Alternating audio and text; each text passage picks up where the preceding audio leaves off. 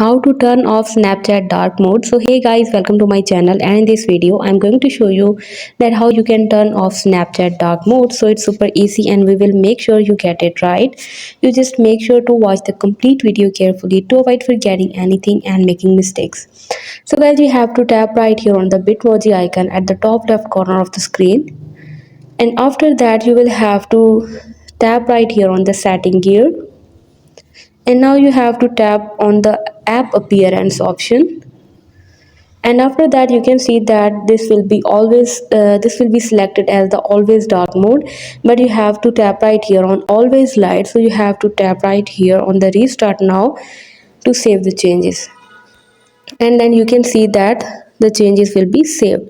So this is how you can easily turn off the dark mode in Snapchat. So hope you guys like my video, and please consider showing your support by commenting, liking, sharing and subscribing to my channel for more valuable content in the future.